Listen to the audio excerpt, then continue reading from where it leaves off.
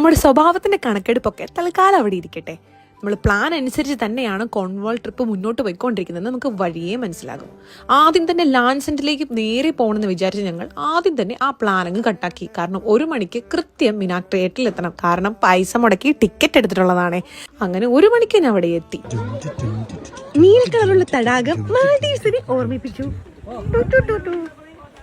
ആ പറഞ്ഞത് വളരെ ശരിയാണ്. ചെറുതായിട്ട് മാൽഡീവ്സിന്റെ ഒക്കെ ഒരു ടച്ചൊക്കെ നമുക്ക് തോന്നും. എന്നാൽ മാൽഡീവ്സിൽ പോയിട്ടുണ്ടെന്ന് വെച്ചാൽ അതുമില്ല.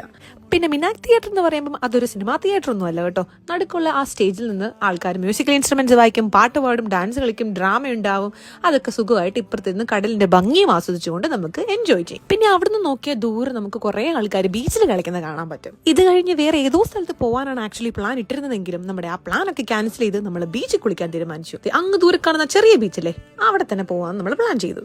അങ്ങനെ മിനാക് തിയേറ്ററിൽ നിന്ന് പുറത്തിറങ്ങി ചിക്കൻ റോളും കഴിച്ച് നേരെ ബീച്ചിലേക്ക് പുറപ്പെട്ടു. നാശത്തിലേക്കാ നിങ്ങൾ പോകുന്നത്. അത് ഞങ്ങൾ അങ്ങ് സഹിച്ചു. സിനിമയിൽ ഇത് പറഞ്ഞ തിലകനാണെങ്കിലും ഈ സാഹചര്യത്തിൽ അങ്ങോട്ടേക്ക് പോകല്ലേ പോകലെന്ന് 1000 വട്ടം പറഞ്ഞതും അറിയും. എന്നാൽ ഇതൊക്കെ ഒരു സ്പോർട്സ്മാൻ സ്പിരിറ്റ് അല്ലേ അറിയൂ എന്ന് പറഞ്ഞ് ചാടി പുറപ്പെട്ടത് ഞങ്ങളും. പിന്നീടാണ് മനസ്സിലായത് വലിയ ഒരു കുത്തനെയുള്ള ക്ലിഫ് ഇറങ്ങിയാൽ മാത്രമേ നമുക്ക് ബീച്ചിൽ എത്തിപ്പെടാൻ പറ്റുള്ളൂ. പിന്നെ കുറെ ആൾക്കാർ അങ്ങോട്ടേക്ക് ഇറങ്ങുന്നതും കയറുന്നതും ഒക്കെ കണ്ടപ്പോൾ ഒരാശ്വാസം. പിന്നെ ഞാൻ മനസ്സിൽ കർത്താവിനോട് പ്രാർത്ഥിച്ചുകൊണ്ട് ധൈര്യമായിട്ട് അങ്ങോട്ട് ഇറങ്ങി. പിന്നെ നമുക്ക് പോകുന്ന വഴിക്ക് അവിടെ ഒരു ബോർഡ് വെച്ചിരിക്കുന്നത് കണ്ടു. ഈ പോകുന്ന ബീച്ച് ഒരു നേച്ചറിസ്റ്റ് ബീച്ചാണ്, അതായത് ഒരു ന്യൂഡിസ്റ്റ് ബീച്ചാണെന്ന്. ആൾക്കാർ വസ്ത്രം ധരിക്കാതെയൊക്കെ കിടക്കുന്നത് ചിലപ്പോൾ നമുക്ക് കാണേണ്ടി വരും. പക്ഷെ നമ്മളൊന്നും ശ്രദ്ധിക്കാൻ പോയില്ല. പിന്നെ നമ്മൾ കേരളത്തിന്റെ സംസ്കാരം വിട്ടൊരു കളി ഇല്ലാത്തത് കൊണ്ട് തന്നെ നമ്മൾ മാന്യമായിട്ടുള്ള വസ്ത്രം ധരിച്ച് കടലിലേക്ക് അങ്ങ് ഇറങ്ങി. പിന്നെ തണുപ്പെന്നൊക്കെ പറഞ്ഞു കഴിഞ്ഞാൽ കാലൊക്കെ മറച്ചു പോകുന്ന തണുപ്പ്. പക്ഷെ വെള്ളത്തിലൊന്ന് ചാടിയപ്പം ആ കുഴപ്പങ്ങ് പോയി. പിന്നെ സ്വിമ്മിംഗ് പൂളിലെ ക്യാപ്പും ഗോഗിൾസും വെച്ച് കടലിൽ ചാടുന്ന ഏക വ്യക്തികൾ ചിലപ്പോൾ ഞങ്ങളായിരിക്കും.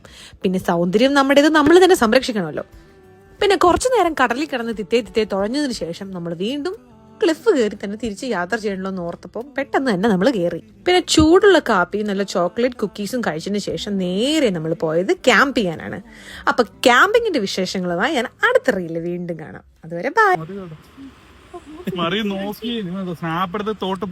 നിന്റെ അടുത്ത് ഞാൻ എന്തോ ഉണ്ടാക്കാൻ വന്നു. ഞാൻ നിന്റെ വീട്ടിനകത്ത് വന്നോ?